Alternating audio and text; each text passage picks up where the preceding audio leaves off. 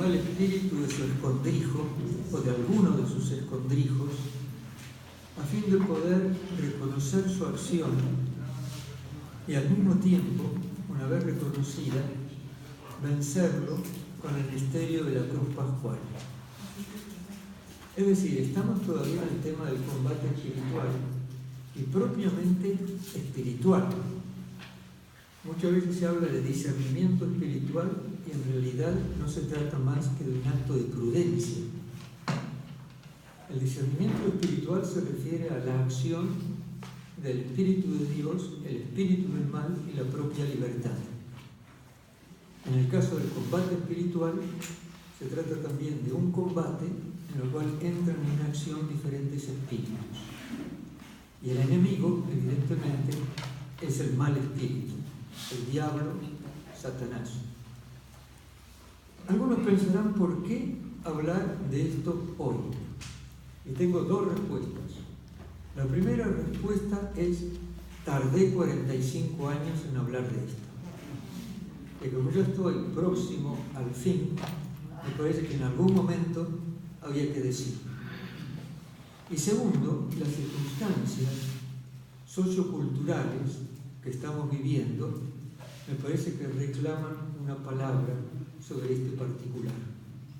Seguramente otros encontrarán otro motivo, pero estos dos, por lo menos a mí me justifican para continuar hablando. Recuerden que comenzamos con unas citas de la Escritura que decían: tengan cuidado de la grey que han recibido, en medio de la cual el Espíritu del Señor los ha puesto como vigilantes para pastorear la iglesia de Dios.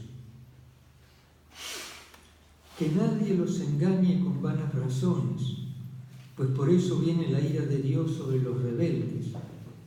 No tengan parte con ellos. En otro tiempo fueron tinieblas, pero ahora son luces en el Señor. Que nadie los esclavice mediante la vana falacia de una filosofía fundada en tradiciones humanas, según los elementos de este mundo y no según Cristo. Ahí tenemos una tercera razón por la cual hablamos del tema. Y esa tercera razón es una razón pastoral y de cierta responsabilidad. Si yo tengo alguna responsabilidad respecto a Soledad Mariana, en este momento es precisamente defenderlas del lobo rapaz que da vuelta buscando a ver a quién va a devorar. Como digo, ustedes tendrán otras razones que espero no sean la vana curiosidad y la hinchazón de la ciencia vana, sino simplemente estar más alertas y vigilar. Entonces, dentro de ese contexto, quiero tratar hoy de otro aspecto desde la perspectiva teológica, es decir, cómo Dios ve las cosas. Y no tratarlo desde una perspectiva, por ejemplo, política o sociológica. Aunque esté implicado el análisis sociopolítico, esa no es la finalidad. La finalidad es la perspectiva teológica. Y el enemigo no es el prójimo, sino que el enemigo es el mal espíritu, que muchas veces se vale de nosotros mismos, estemos o no estemos conscientes de ello, a fin de aniquilar, diezmar, hacer daño a la humanidad. Ese es el planteamiento. Espero que no haya ninguna duda sobre el mismo. Dado que es una lectura teológica, otro podría hacer otra lectura teológica. Muy bien, aceptada la otra lectura teológica. La criatura humana siempre se ha rebelado contra su Creador, y en diferentes formas. Mientras que las criaturas no humanas, en este caso dejando de lado los ángeles caídos, no se rebelan contra Dios. El ángel caído se rebeló contra Dios y nos invita, nos incita, nos empuja a rebelarnos contra el Creador.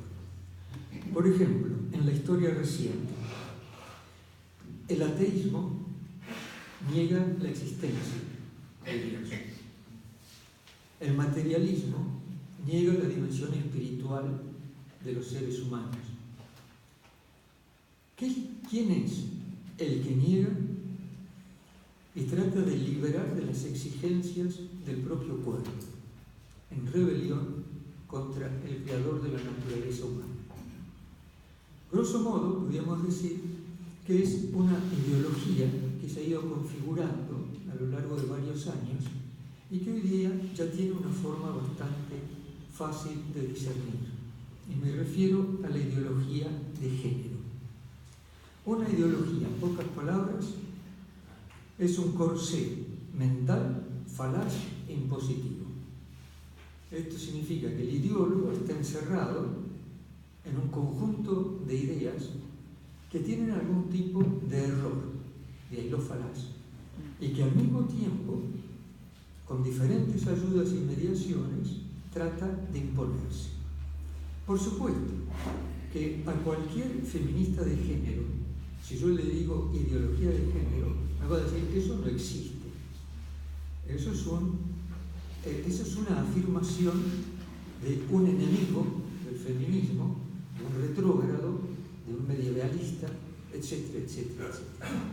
Y algo de razón tiene, porque ella considera que ese conjunto de ideas que defiende es un conjunto de ideas que no tiene nada engañoso ni nada falaz, y que además quizá tampoco trata de imponerlo a nadie. En ese caso, está ofreciendo una perspectiva de género. Pero cuando se empieza a mostrar el error y la falacia de ese conjunto de ideas, y al mismo tiempo una cierta inclinación hacia un imperialismo o un tipo de colonialismo ideológico de imposición, yo lo llamaría ideología. Bueno, vuelvo a decir que el problema no son los ideólogos, de cualquier tipo que sea, y ese tampoco es el enemigo en sí. En lo que yo voy a decir, el enemigo es el que está atrás, es el que tiene el mango de la sartén en su propia mano y que nos fríe a todos, como si fuésemos panqueques, vuelta por acá, vuelta por allá.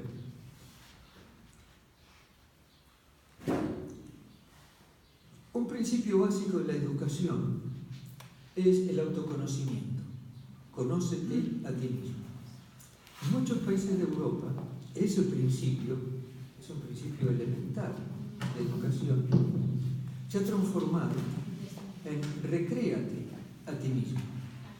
Ahora, recréate no en el sentido de diviértete, sino en el sentido de constrúyete a ti mismo. Y eso es uno de los temas claves y de fondo de lo que yo llamo ideología de género. El ser humano se autoconstruye. De aquí que si hay un problema de educación es porque hay algún tipo de principio original que no condice con la realidad de la existencia humana.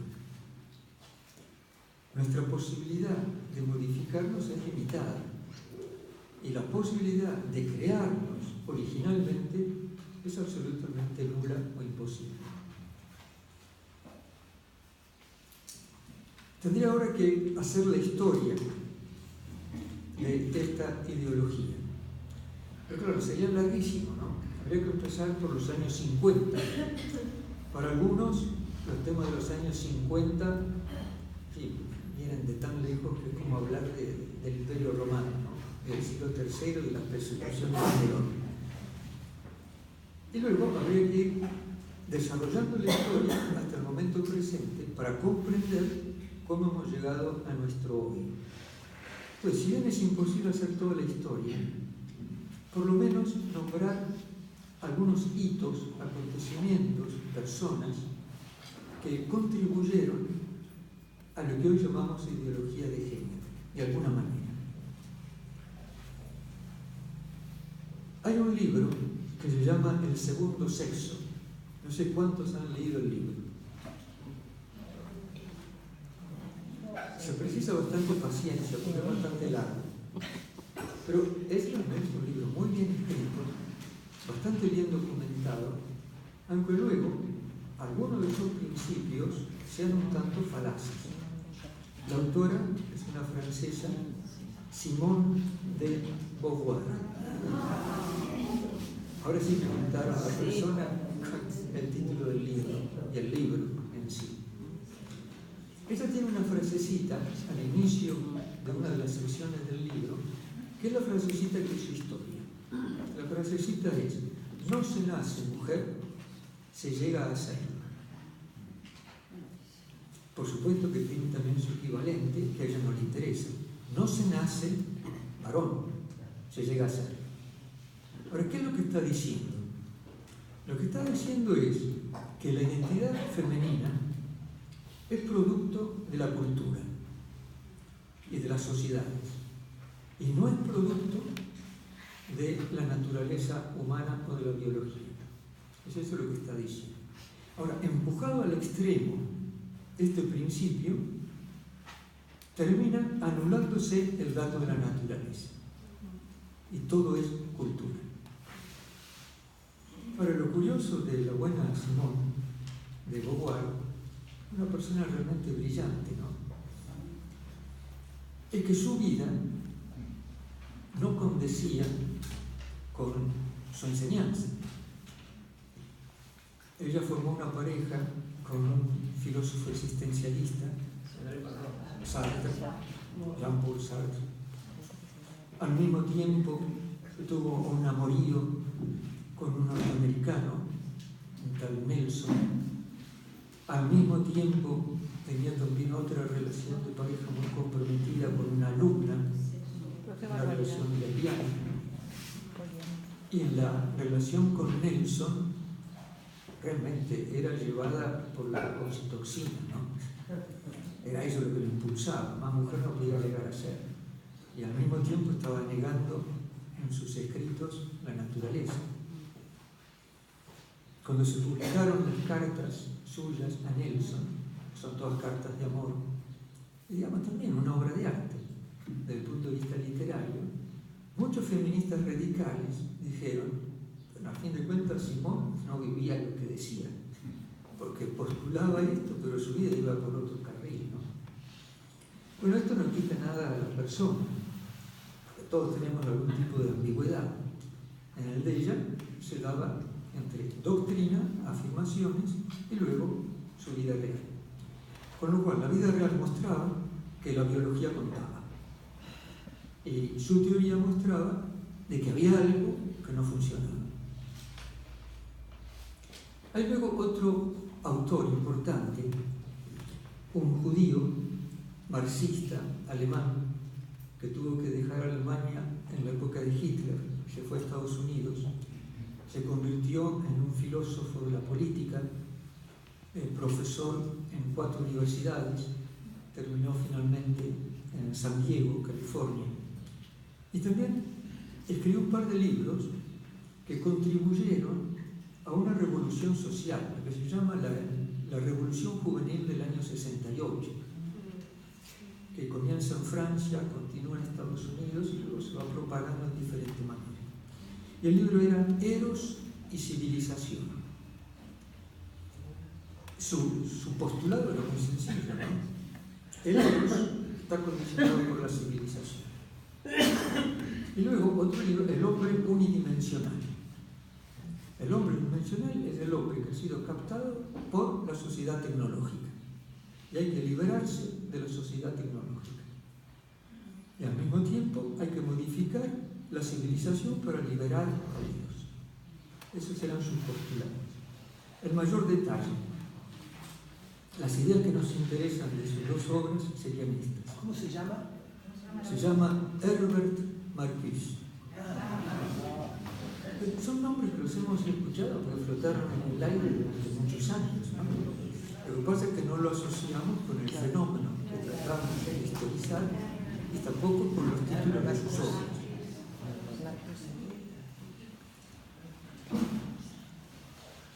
Sus ideas claves serían estas.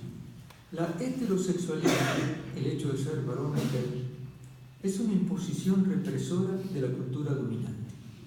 Ahora, la cultura dominante para él es el capitalismo y la cultura occidental, influenciada por la religión cristiana.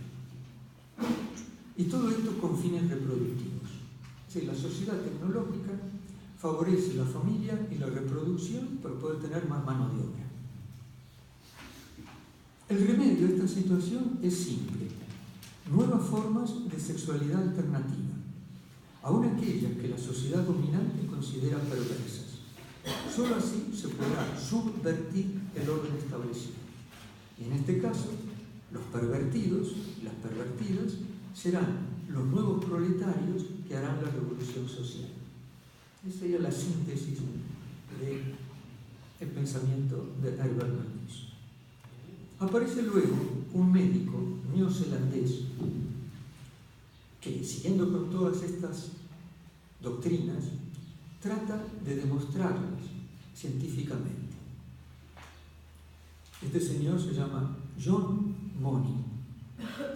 Si bien nace en Nueva Zelanda, termina en Estados Unidos. Termina en Baltimore. Money. M-O-N-E-I. ¿Qué es lo que hace? Él encuentra en una pareja de gemelos recién nacidos y el acuerdo de los padres para poder hacer una experiencia. Los gemelos se llamaban Bruce y Brian. Entonces el experimento consiste en criar a Bruce como si fuese una mujer y llegar a la conclusión de que Bruce va a tener una identidad femenina. Es decir, lo van a vestir como una niña, lo van a tratar como si fuese una mujercita, etcétera, etcétera, etcétera, ¿no? ¿Cómo termina el experimento? Bueno, la Bruce, que tenía que convertirse en Brenda, terminó suicidándose. Con lo cual el experimento del señor Money se fue a pique. Habría que también mencionar a Kate Millett. Ella escribe un libro que se llama Política Sexual. Y digamos, el corazón del libro es: lo personal es político. Ahora, esto traducido baratamente significa que el Estado tiene que hacerse cargo de las situaciones personales, no solamente de las situaciones sociales, sino personales. Y esto explica, por ejemplo, por qué hoy día grupos muy minoritarios reclaman derechos y al mismo tiempo reclaman que el Estado costee los gastos que ellos pueden ocasionar en relación con sus problemas. Por ejemplo, un transexual precisa a lo largo de toda su vida un apoyo hormonal. Bueno, ¿quién va a pagar los hormonas? Los impuestos públicos. Se encarga el Estado. Y lo que se invoca es lo personal y político.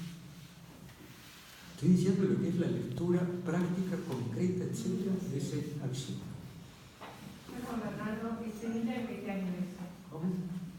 ¿Qué año es? Ella nace en el 34 y escribe su obra en 1970.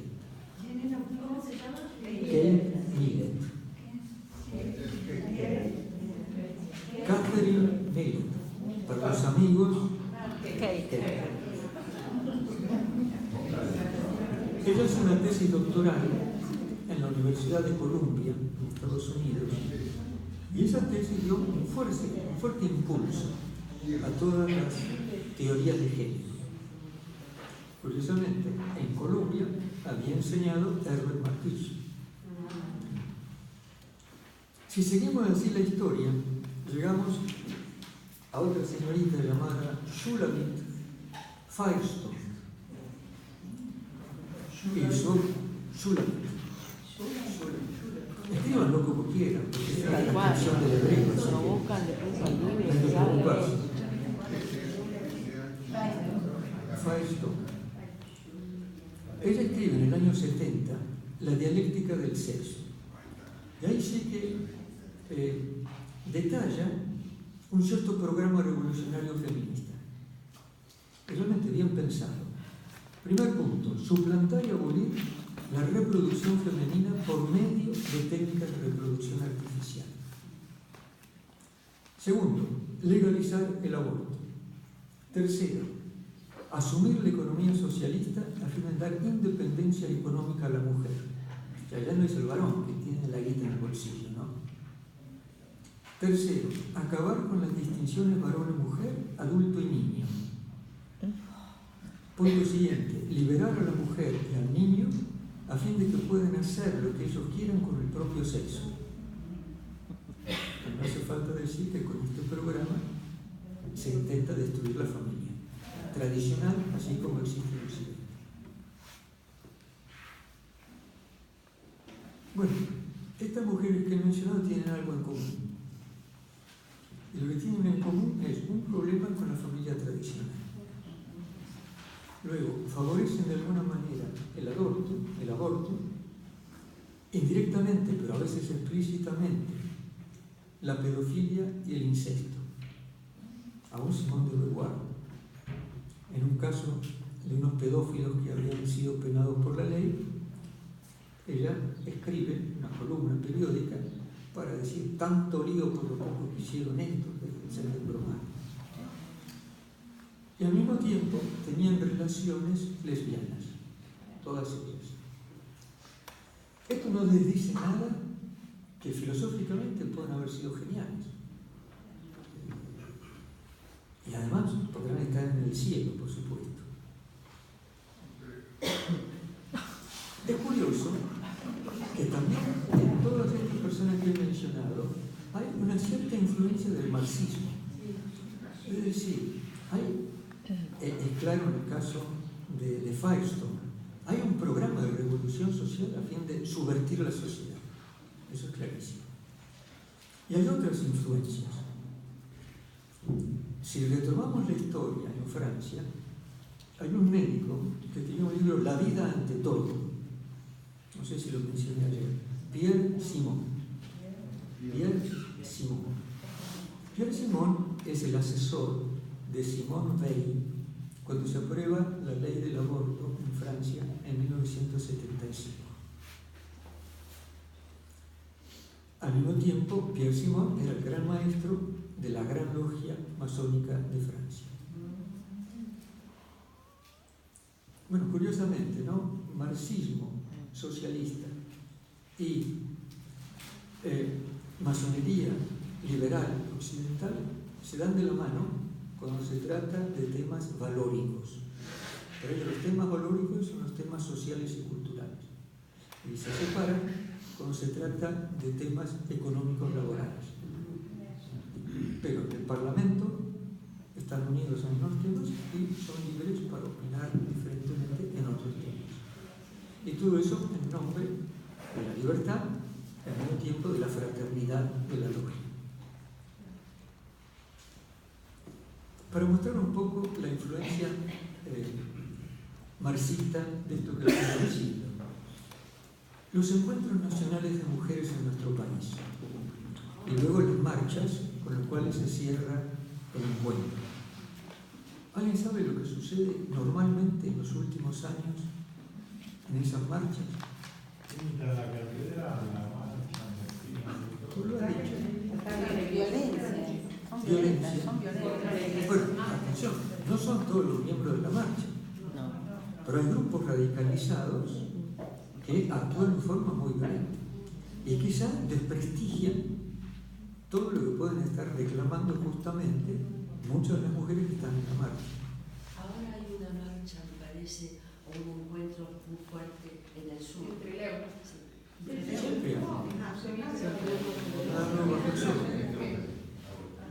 Ahora, muchas de las personas que participan en las marchas y que ejercen como grupos de la violencia, tienen a un personaje estampado o en la camisa o en la camiseta, donde sea. ¿Quién es ese personaje? El Che. Curiosamente es el Che. Uno le pregunta, ¿qué tendrá que ver el Che con todo esto, no? ¿Qué tiene que ver? Bueno, para los que portan eso, es simplemente el signo del marxismo histórico. Es eso lo que está en el fondo. Hay una utilización del Che que de guerrillero se convierte no sé, en una figura decorativa de la ropa de cierta clase social. También. Bueno, eso nada más que para mostrar, ¿no? Y acercar el tema a nuestro país. Cuando lo acercamos en las marchas, pero en los encuentros nacionales de mujeres, con ciertos grupos que se introducen en los mismos, en la marcha de clausura, vemos lo que acabo de decir. Ahora, ¿cuáles son los eslogans y las pintadas que se hacen? Los eslogans suenan así. Jesús no existe porque María abortó. Abortar es dar vida. Y finalmente, lo que va en detrimento nuestro, Jesús Silveira toma nota, muerte al macho, se acabó la rabia.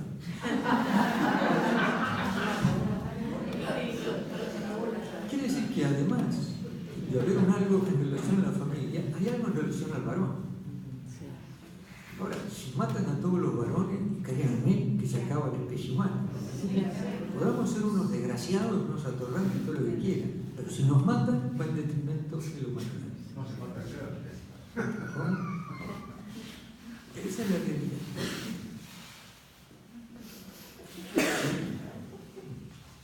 Sigamos un poquito adelante. Pero muy bien con eso.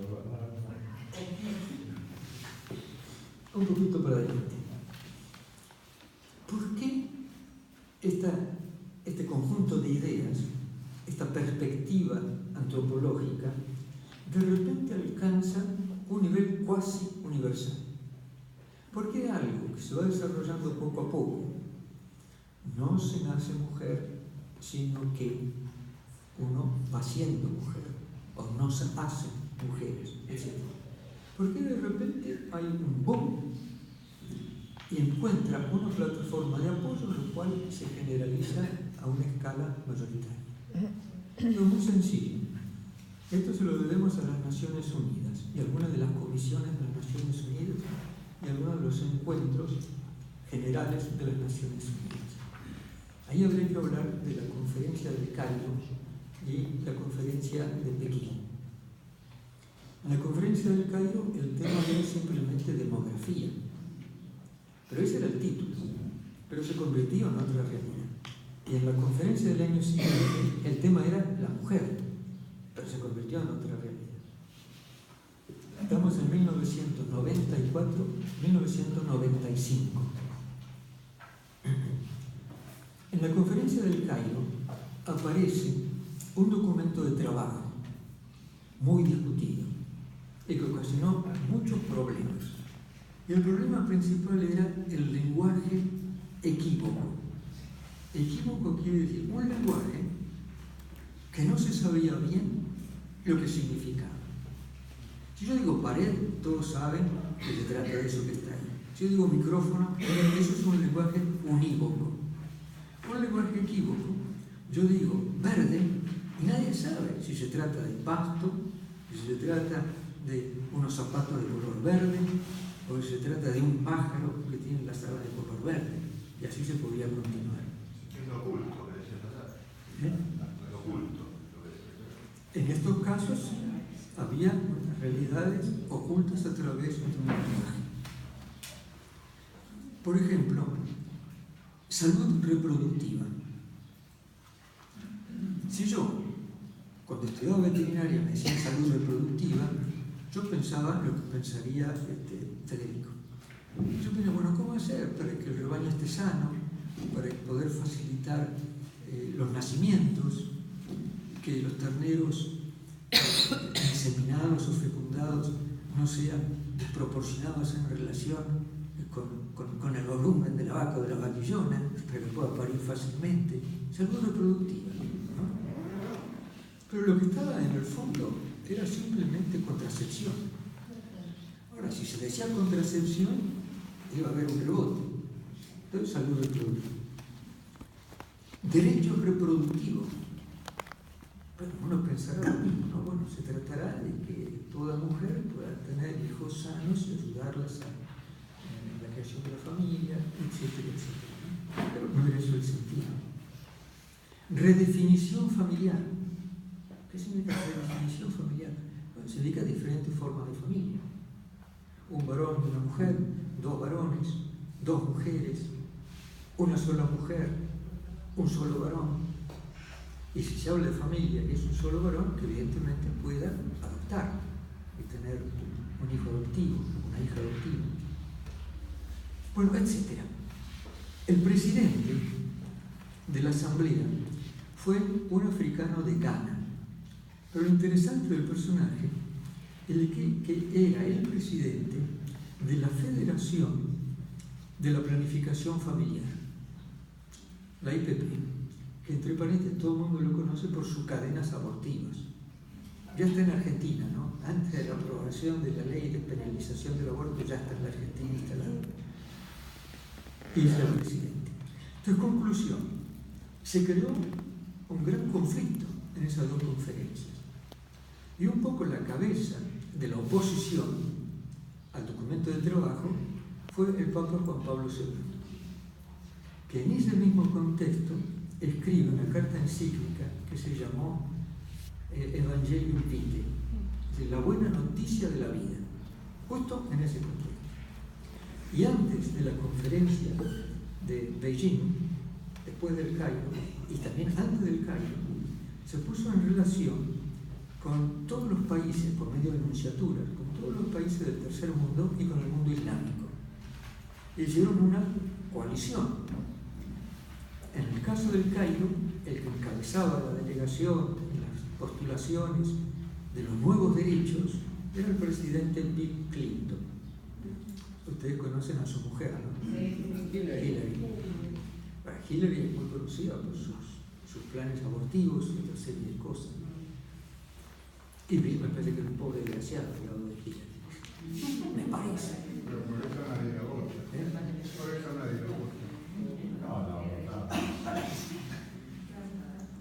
En el caso de la conferencia de Beijing, Estados Unidos pasó la bandera de combate a la Unión Europea, con el apoyo de Canadá y de Sudáfrica. Y la oposición fue la misma. Fue el Vaticano, los países del tercer mundo y el mundo islámico. La primera ministra de Pakistán en ese entonces se llamaba Benazir Bhutto. Exactamente, Bhutto. Y Benazir Bhutto, el primer día de la conferencia, pidió la palabra, hizo una declaración, luego pidió que la declaración esté incluida en el documento final de clausura de la conferencia, y habló fuertísimo desde el punto de vista del islamismo, pero fuertísimo, unos párrafos. Comparezco ante ustedes como mujer, como madre y como esposa. La multitud del mundo no debería ver en esta conferencia a un órgano de legislación social universal que pretende imponer el adulterio, el aborto, la educación sexual y otras prácticas de la misma índole a personas, sociedades y religiones que poseen su propia idiosincrasia social. Más claro imposible. Más adelante. Lamentablemente, el documento de la conferencia contiene graves errores al atacar de raíz numerosos valores culturales, tanto del norte como del sur, del mundo cristiano y del mundo musulmán. La única condición que pone es que el proceso se atenga a principios. La única condición que impone el sur y el mundo cristiano y musulmán es que el proceso se atenga a principios morales permanentes. El Islam insiste en el carácter sagrado de la vida. El Islam rechaza el aborto como medio de regulación demográfica. El Islam asigna a la unidad familiar y en este campo no se omiten condiciones. Asigna la unidad de la familia, apuesta por la unidad de la familia.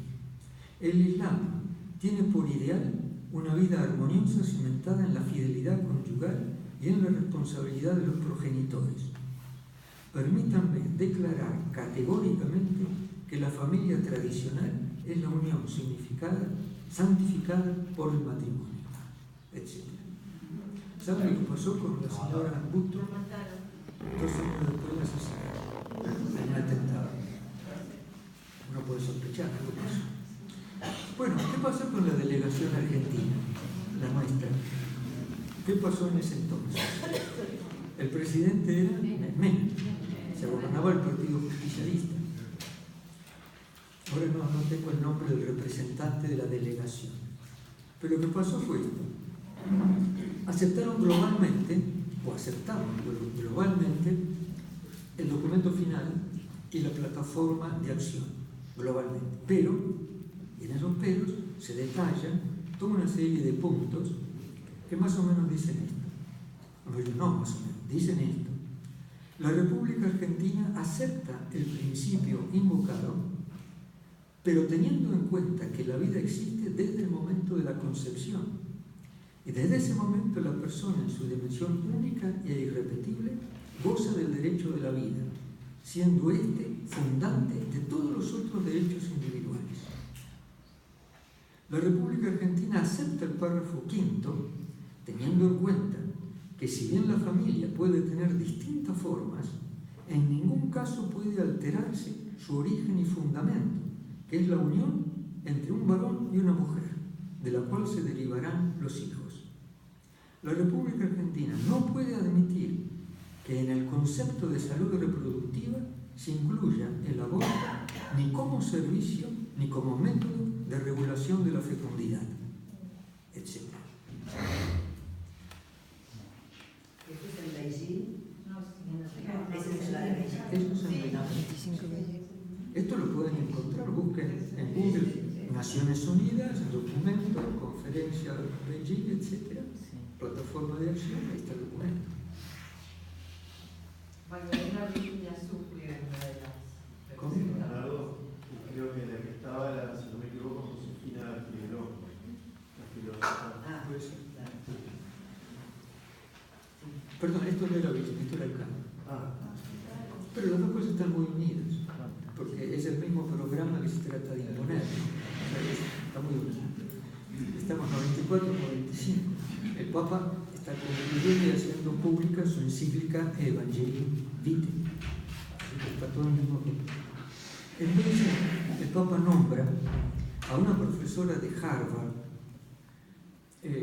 catedrática de Derecho Internacional, como la presidenta de la delegación, la señora Mary Ann Glenn. Mary Ann Glenn. Bueno, una vez más, la postura del Vaticano, la postura del Tercer Mundo, la postura del mundo islámico es la misma, como un bloque de coherencia en oposición a algo que considera colonización cultural. Se podría ahora leer pequeños textos de Evangelii Vitae, que ubicado en este contexto, uno entiende lo que está diciendo el Papa. Lo sacan del contexto y parecería que está diciendo algo que tiene asiento en la realidad y que parece exagerado, ¿no? Algunas de las cosas que dijo el Papa en Evangelii Vitae, nosotros las reencontramos en el debate en el Senado o en la Cámara de Diputados recientemente. Por ejemplo, es preocupante y no es algo marginal el grave deterioro moral que se está causando. Opciones que antes eran consideradas unánimemente como delictivas y rechazadas por el sentido común moral, hoy día se han convertido en socialmente respetables. Aún peor, aquello que en la conciencia colectiva tenía un carácter de delito, ahora se las quiere asumir en forma de derechos. El otro párrafo, en relación a la eutanasia, en relación al aborto, dirá esto: en la raíz de toda esta violencia contra el prójimo que comienza en la misma familia, no podemos dejar de ver la lógica del maligno, es decir, de aquel que era homicida desde el principio, como nos dice San Juan. Este es el mensaje que habéis oído desde el principio, que nos amemos unos a otros, no como Caín, que siendo del maligno mató a su hermano. Nos encontramos ante un enorme y dramático choque entre el bien y el mal, la muerte y la vida, la cultura de la muerte y la cultura de la vida. ¡Paf! 1995. ¿Qué libro dijo? ¿Quién lo dijo?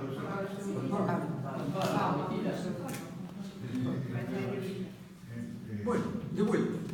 El Cairo, Beijing, hubo una oposición que frenó todo un proyecto de colonización ideológica para el resto del mundo. Poco más tarde, se reúne la Comisión de Derechos Humanos en Ginebra de las Naciones Unidas.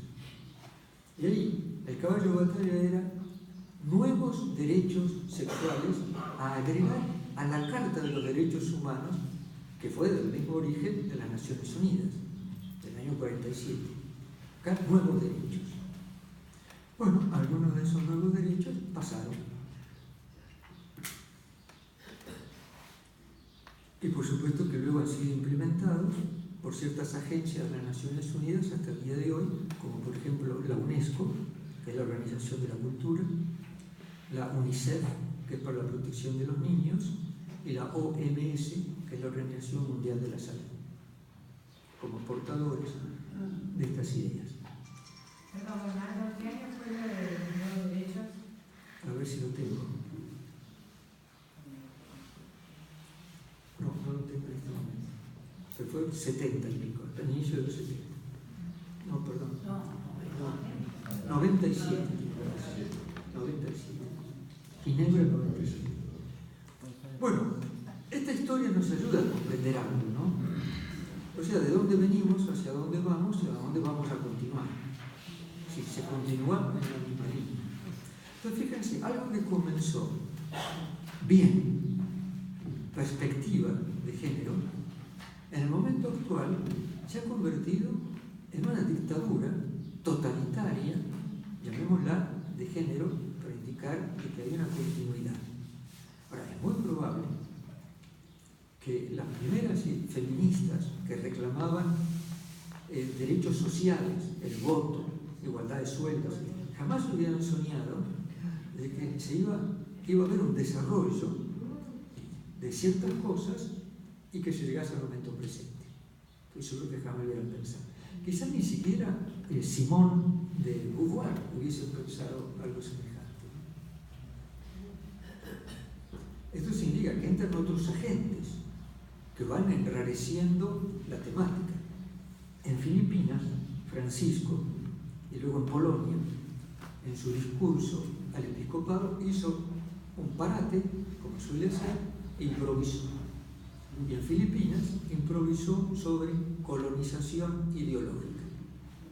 Y lo que le dijo básicamente a los filipinos, que es una cultura fundamentalmente cristianizada, evangelizada, como Latinoamérica, en la misma época, y las mismas corrientes evangelizadoras,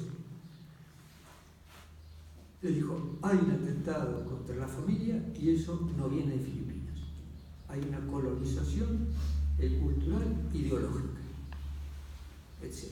En Polonia dijo lo mismo. Bueno, ya por lo menos algo podemos entender de qué se trata de la ideología de género.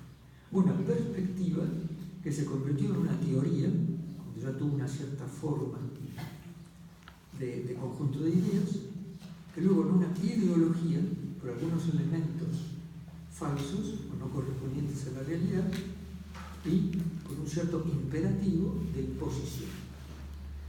Ahora, ¿cuál es el instrumento de la imposición? Es sencillísimo. Los estados y la legislación. Eso. Los estados y la legislación, las leyes. Clarísimo. Ese es el medio de imposición. Y a largo plazo, el medio de imposición es la educación. Eso ya lo hizo Hitler con las juventudes hitlerianas, ya lo hizo Mussolini, pero nuestros siglos cercanos, ¿no? ¿Ustedes se acuerdan? En los años 50, la UES, Evita y Corazón, era lo mismo. Es decir, a largo plazo se transforma una sociedad por medio de la educación. Y a corto plazo, por medio del Estado, que impone leyes y luego trata de implementarlas.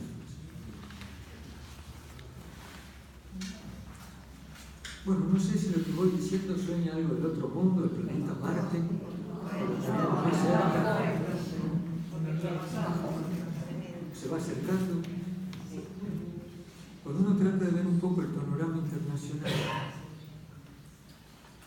y sean los países colonizadores o exportadores de cultura en relación a estos temas, es más claro cómo las cosas ya están bastante bien configuradas y es más claro lo que puede llegar a seguir, cómo va a continuar el tiempo. En estos casos, para nosotros, en América, la locomotora que va por delante es Canadá.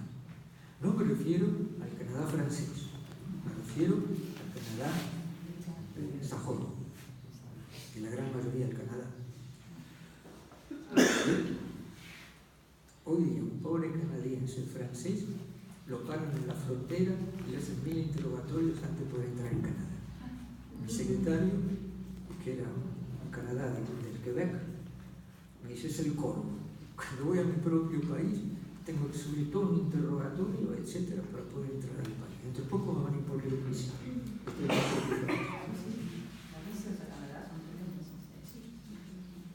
Bueno, hoy día más.